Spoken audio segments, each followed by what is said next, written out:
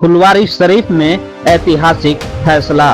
टमटम पड़ाव अब एकता चौक के नाम से जाना जाएगा।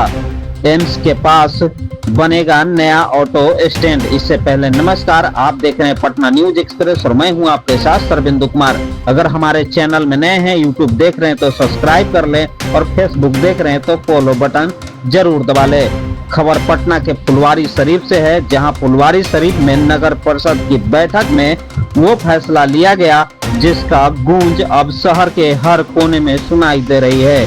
वर्षों पुराना टमटम पड़ाव अब एकता चौक के नाम से जाना जाएगा। नगर परिषद ने सर्वसम्मति से यह प्रस्ताव पारित कर दिया है। इस नाम परिवर्तन के पीछे उद्देश्य है सामाजिक सौहार्द, भाईचारा और शहर की एक नई पहचान देना। वहीं बैठक की अध्यक्षता नगर परिषद अध्यक्ष मोहम्मद आफ्ताब आलम ने की, जिसमें उपाध्यक्ष अंजुम प्रवीण, कार्यपालक पदाधिकारी भावेश कुमार सहित कई पार्षद गण मौजूद रहे। हरे राम, मोहम्मद शाहबाज, खुशनुद हाशमी, कहकशा प्रवीण, सीमा प्रवीण और देव कुमार जैसे जनप्रतिनिधियों ने भी इस ऐतिहासिक बदलाव का समर्थन किया। यही नहीं, बैठक में एक और बड़ा फैसला लिया गया, जिसमें एम्स पटना के पास एक नया ऑटो स्टैंड बनाया जाएगा। यह निर्णय मरीजों और आम यात्रियों के सुविधा के लिए बेहद जरूरी था, जिसकी मांग काफी समय से की जा रही थी।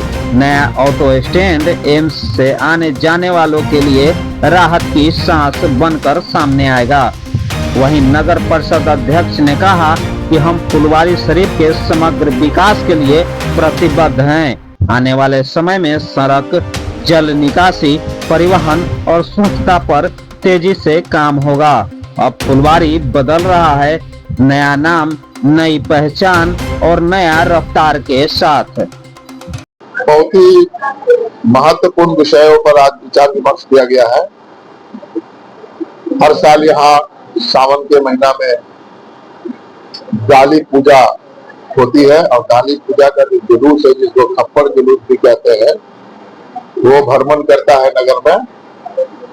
तो खप्पड़ पूजा के अवसर पर मंदिर के आसपास रोजाना सफाई की व्यवस्था, कीटनाशक की व्यवस्था और जो भ्रमण का जो मार्ग है, तो पूरे भ्रमण के मार्ग में 3 तारीख को जिस दिन भ्रमण होगा, सफाई की पूरी व्यवस्था, वहाँ चारों तरफ लाइट की वैकल्पिक व्यवस्था जनरेटर के साथ और पेयजल की व्यवस्था, ये सब नगर परिषद के द्वारा प्रत्येक वर्ष की जाती है। इस वर्ष भी की जाएगी।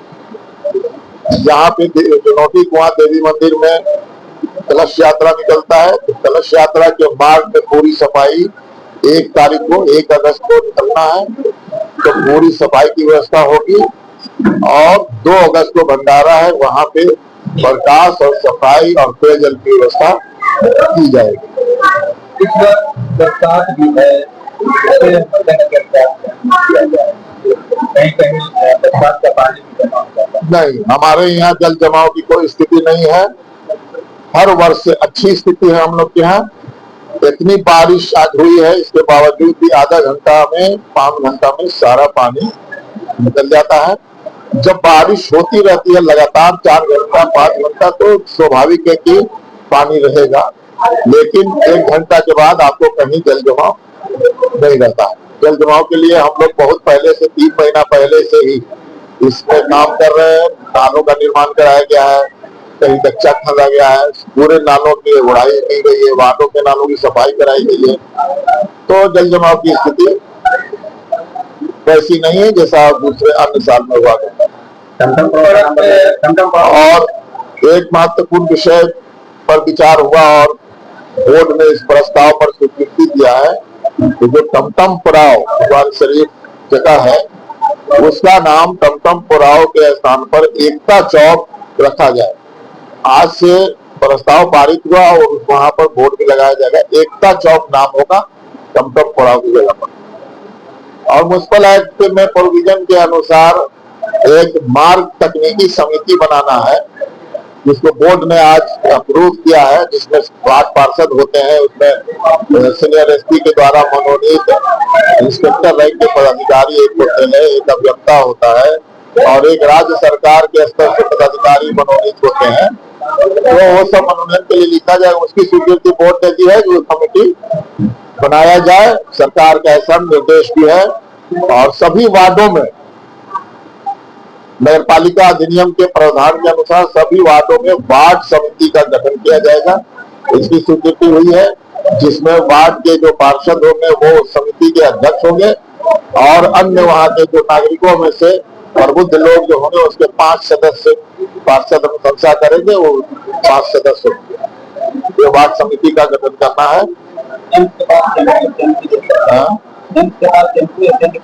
हाँ, और जिला स्तर से हम लोगों को एक लेटर आया था, जिसके आलोक में अंचलाधिकारी फुलवारी शरीफ ने हम लोगों को लेटर दिया है कि एम्स के पास, एम्स के सामने एक केसरे हिंद भूमि है, जिस पर टेम्पो स्टैंड बनाने के लिए वहां पे काफी जाम रहता है मरीजों को आने में जाने में, और जो मरीज वाले वाहन है उन सबको आने जाने में बहुत प्रॉब्लम होता है। तो वहां पर एक टेम्पो स्टैंड बनाने के लिए अनुरोध किया गया है और उसके लिए जमीन उपलब्ध कराई गई है। उसके लिए हम लोगों ने अंचलाधिकारी फुलवारी को लेटर लिखा है जमीन की मापी और डिमार्केशन करने के लिए।